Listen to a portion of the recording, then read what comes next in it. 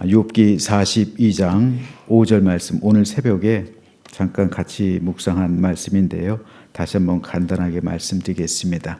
욥기 42장 5절입니다. 다 함께 한 목소리로 읽겠습니다. 내가 주께 대하여 귀로 듣기만 하였사오나 이제는 눈으로 주를 보. 아멘. 오늘 욥기에 있어서 이 말씀은 절정 부분이다 할 수가 있습니다. 욥의 신앙 고백입니다. 내가 주께 대하여 귀로 듣기만 했는데 이제는 눈으로 주를 배움나이다.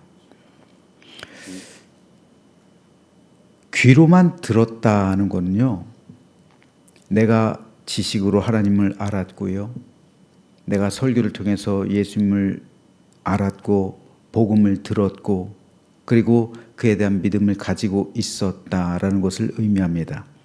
그런데 귀로 듣는 신앙하고 눈으로 보는 신앙, 다시 말해서 하나님을 체험하는 신앙은 다릅니다. 완전히 달라요. 지식으로 성경을 알 수 있어요. 지식으로 하나님을 알 수 있습니다. 하지만 하나님께서 말씀하신 안다라는 것, 예수님께서 말씀하셨잖아요. 주여, 내가 주의 이름으로 귀신을 쫓았습니다. 내가 주의 이름으로 이런 능력을 행했습니다. 그런데 주님께서 뭐라고 말씀하십니까? 그때 내가 밝히 말하려니 나는 너를 안 적이 없다. 헬라어 원어로 보면 그래요. 나는 너를 한 번도 안 적이 없다.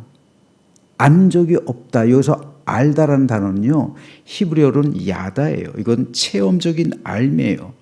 마리아가 동정녀 마리아가 말하죠. 나는 남자를 안 적이 없습니다. 다시 말해서 남자를 경험한 적이 없는데 어떻게 내가 애를 낳습니까? 이 말이잖아요. 이게 알다는 거예요. 하나님을 알다, 하나님을 경험하다, 하나님을 만난다, 하나님을 체험한다라는 거예요. 나는 너를 도무지 안 적이 없다. 다시 말해서 나는 너와 만난 적이 없다라는 의미예요. 내가 너를 알지 못해, 나와 너는 아는 일면식도 없고 내가 너를 만난 적이 없는데 어떻게 네가 내 이름으로. 여러분, 이것을 설명할 수 있는 게 사도행전에 나와요. 사도행전에 스게와의 아들들이 예수 그리스도의 이름으로 말할 때 귀신들이 쫓아나요. 이 사람들은 예수님을 안 믿는 사람들이에요. 귀신이 쫓겨나는 것은 그 사람이 능력이 있어서 쫓겨나는 게 아니라 예수 그리스도의 이름 때문에 쫓겨나는 거예요, 여러분.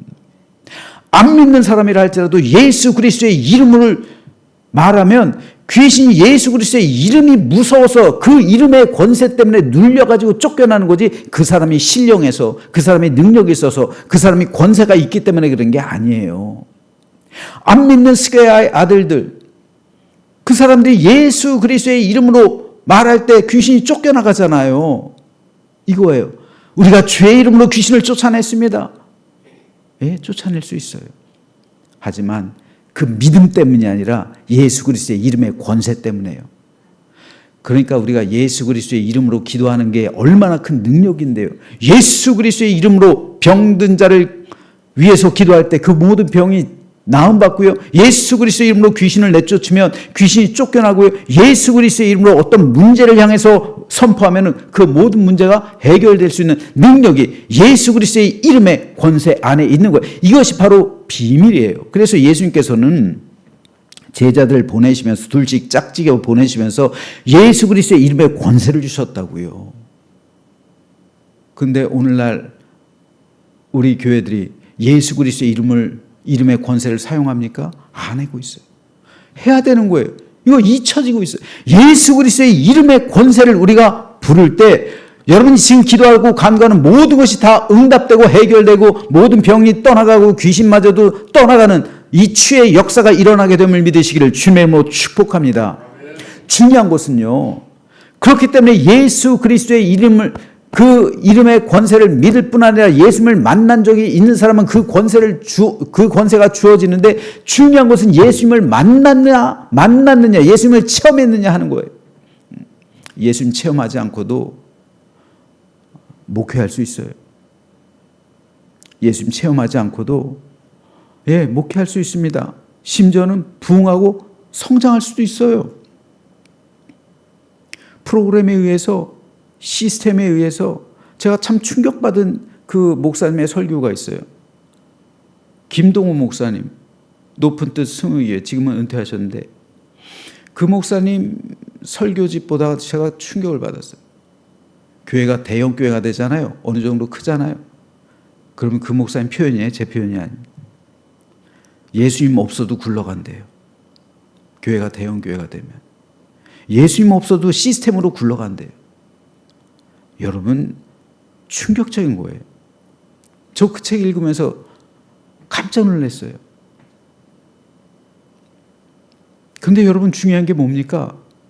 하나님을 알지 못하고서도, 만난 적이 없으면서도 큰 교회 부임해가지고 시스템에 의해서 교회가 성장할 수 있단 말입니다. 우리가 예수님을 알지 못하면서도 교회에서 충성하고 헌신하고 봉사할 수 있어요. 예수님을 알지 못하는데도 주의 이름을 힘입어 귀신 쫓아낼 수 있습니다. 그런데 주님께서 그날에 뭐라 말씀하십니까? 나는 너를 안 적이 없다. 난 너를 만난 적이 없다. 이것이 우리 그리스도인의 근본적인 질문이어야 하는 거예요. 그렇다면 오늘 난 예수님을 만난 적이 있는가? 성령님을 체험한 적이 있는가? 감리교회 4대 교리 중에 하나가 체험이 있어요. 성경, 이성, 전통, 체험이 있습니다. 하나님을 만나는 신앙. 하나님을 나는 만난 적이 있는가? 다행스러운 건 뭡니까? 성령 하나님께서 예수님을 나의 하나님, 나의 구세주, 나의 왕으로 영접하는 순간 내 안에 임재하시잖아요. 나를 만나주시는 거예요. 그리고 영원토록 하나님 나라에 갈 때까지 나를 떠나지 않는. 그래서 우리는 만날 뿐 아니라 아예 성령께서 내주하시는 거예요. 내 안에 계시는 거예요. 임재하시는 삶을 살아가는 줄로 믿으시길 바랍니다. 바로 이겁니다. 그렇다면 이 성령 하나님은 십자가가 보이는 곳에만 임하는 거예요. 내 안에 십자가가 있으면, 예수 그리스도의 십자가 구속의 은총이 있다면, 십자가가 보인다면 성령께서 내 안에 임재하시는 거예요. 이것이 만남이에요. 이것이 구원입니다. 그렇다면 나는 과연 구원받은 사람인가? 나는 과연 십자가를 통해서, 십자가에서의 예수님을 만난 적이 있는가? 그로 인해서 성령께서 내주하시는 은혜의 충만함을 오늘도 누리고 있는가? 이것이 없이는 그날에 우리 주님이 나를 만난 적이 없다, 안 적이 없다 라고 말씀하실 겁니다. 그러므로 우리의 근본적인 질문, 나는 예수님을 아는가? 나는 성령님을 체험했는가?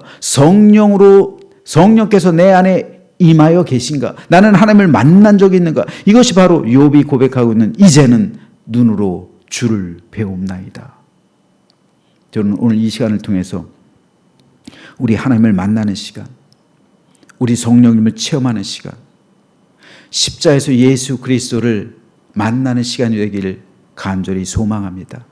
그래야 우리 영이 삽니다. 그래야 우리가 하나님 나라에 입성할 수가 있습니다. 그래야 우리 믿음이 헛되지 않을 거예요. 여러분 한번 생각해 보세요. 평생 교회를 다녔는데 안 믿는 사람들이 멸망하는 건 그건 억울하지도 않아요. 억울할 게 뭐가 있습니까? 자신의 선택인데. 근데 우리는 교회 다녔잖아요. 열심히 교회 다녔잖아요. 열심히 하나님을 믿었잖아요. 근데 그날에 예수님께서 난 너 몰라. 이거 어떻게 할 거예요 이거. 안타깝습니다. 그러지 않도록 우리가 예수님 만나야죠. 하나님 체험해야죠. 성령 부르짖어서 성령을 체험하기를 주님의 이름으로 축복합니다. 그러니까 기도해야 되는 거예요, 여러분. 그러니까 기도해야 되는 거예요. 기도의 시간에 나와서 하나님께 간절히 우리가 하나님께 기도하고 하나님을 만날 수 있는 두 가지 가장 좋은 방법이 뭡니까? 성경 그리고 기도잖아요. 성경도 읽지 않고 기도자 하지 않으면 어떻게 성령을 만나요? 어떻게 예수님을 체험해요? 그럴 수 없는 겁니다.